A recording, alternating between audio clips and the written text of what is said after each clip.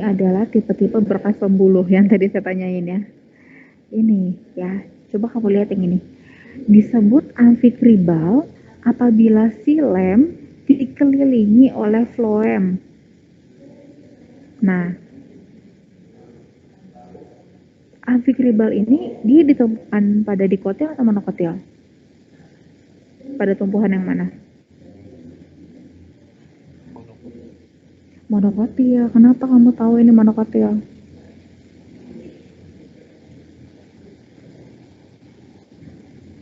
Betul monokotil. Kenapa kamu tahu?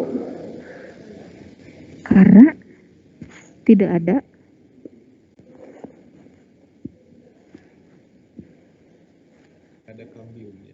kambiumnya. Betul. Kalau tidak ada kambiumnya, pasti dia tumbuhan monokotil. Nah, posisi amfikribal itu terjadi apabila silem dikelilingi oleh floem. Ya, itu tipe yang pertama. Tipe yang kedua kita lihat di sini, nih, ya, floem dikelilingi oleh silem. Jadi di sini di amfifasal ini letak silem lebih luar daripada floem. Ini beda banget ya sama yang biasa kita pelajari tadi di awal, di slide sebelum ini. Ini ditemukan pada tumbuhan monokotil juga karena nggak ada kambiumnya ya kan. Gitu ya. Terus yang ketiga ada kolateral terbuka. Nah, ini adalah tipe berkas pembuluh yang biasa kita pelajari ya. Ada floemnya di bagian lebih luar. Terus ada kambium yang memisahkan silem dengan floemnya. Gitu disebut kolateral terbuka. Satu lagi yang namanya mirip ada kolateral tertutup. Tertutup itu karena apa? Karena tidak ada kambium.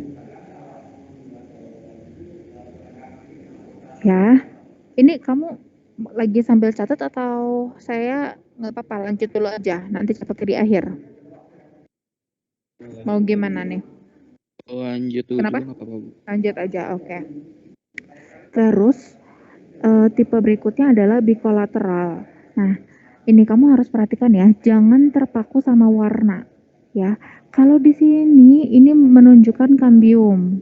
Tapi kalau di sini di bikolateral ini yang tengah menunjukkan posisi silemnya. Ya pokoknya jangan pernah mengingat warna. Kalau warnanya kuning apa, warnanya coklat jangan pernah.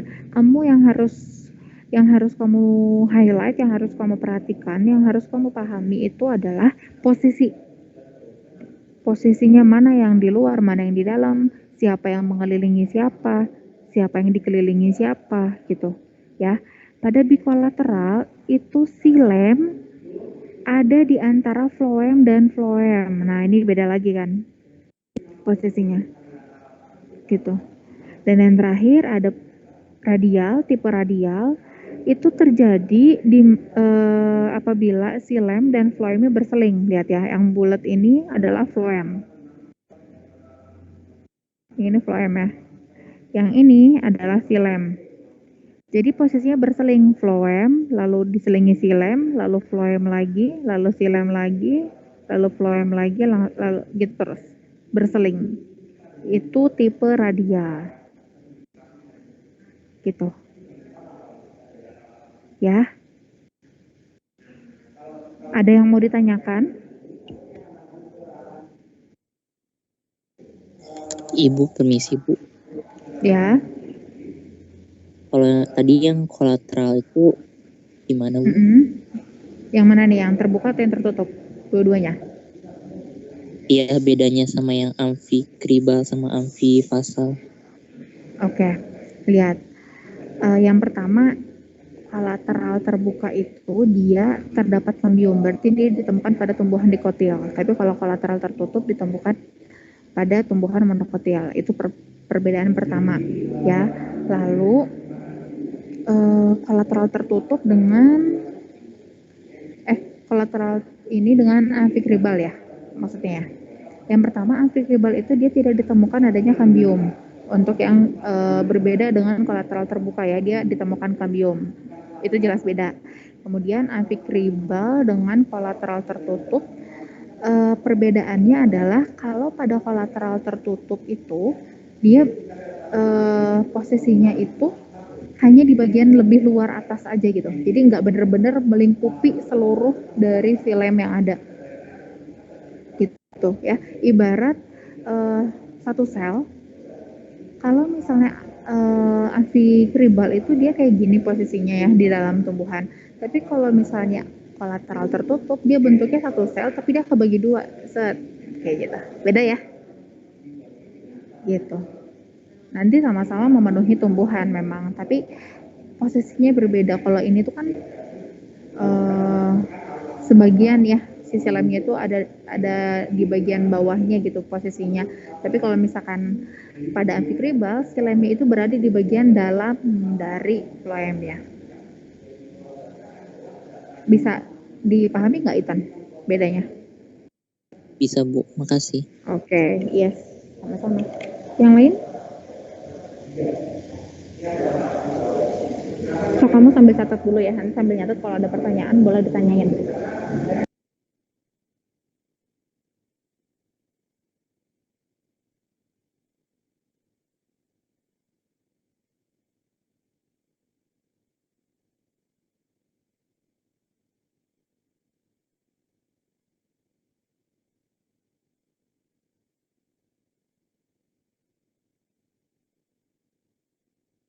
Bu mau nanya Bu. Boleh? Gimana? Ya misalnya itu kalau rata tertutup, misalnya kan itu phloemnya di atas, kalau dibalik, jadi phloemnya di atas, phloemnya namanya sama. Sorry, ulang. Nah jadi kan itu yang kolateral tertutup itu kan phloemnya ada di atas, silemnya ada di bawah. Kalau dibalik misalnya ditukar, silemnya di atas, phloemnya di bawah, itu namanya masih sama Bu. Nggak boleh ditukar. Jadi gini, kan kalau tumbuhan itu bentuknya gini ya. Nah, ini posisinya gini ya. Nah, yang tadi kolateral terbuka itu dia bentuknya kayak gini kan. Di sininya phloem, di sininya silem. Posisinya ini menunjukkan dari luar ke dalam gitu. Jadi posisinya berarti kayak gini nih. Gini. Nggak bisa dibalik gitu. Kalau misalkan dia dibalik, silemnya di atas, phloemnya di bawah, itu tipenya bukan kolateral terbuka. Bukan. Gitu. Ya.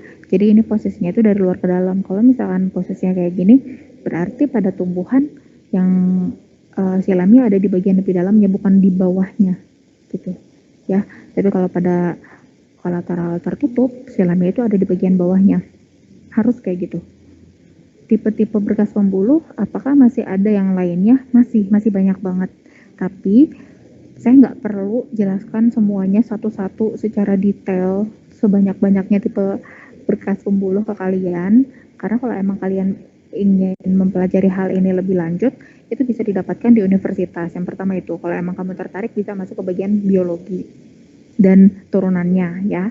Lalu yang mau saya kasih tahu ke kalian atau yang mau saya perlihatkan itu bahwa kedudukan silem, kambium, phloem itu nggak selalu seperti yang kita pelajari saat SMP gitu. Itu saya pengen kamu kenal tipe-tipe berkas pembuluh itu ada banyak banget, bahkan di sama-sama monokotil aja bisa berbeda tipe berkas pembuluhnya gitu ya. Itu nah, ini nggak boleh dibalik-balik ya nak. Kalau misalkan amfikribal nggak boleh silemnya yang di luar, karena kalau misalkan silemnya yang di luar nanti namanya ganti jadi amfifasal gitu ya. Ini juga radial ya. Radial harus gitu berseling, nggak boleh berselingnya dengan cara yang lain gitu, nggak boleh. Ini konsepnya seperti itu ya. Memang kalau misalkan kamu ingin membedakan misalnya padi sama jagung, ini kan sama-sama monokotil kan. Padi sama jagung itu kita nggak bisa nih kalau misalkan dilihatnya secara morfologi, kita nggak bisa lihat langsung padi itu susunan berkas pembuluhnya seperti apa, jagung itu seperti apa, nggak bisa memang. Gimana caranya kita membedakan? Dengan menyayat. Jadi diambil, disampling, dilihat di bawah mikroskop, baru kita bisa tentukan dia tipenya apa. Gimana cara kita menentukan dia tipenya apa? Dilihat posisinya, apakah phloemnya itu ada di bagian luar, silamnya di bagian lebih dalamnya, lebih bawahnya, atau seperti ini phloemnya mengelilingi silem.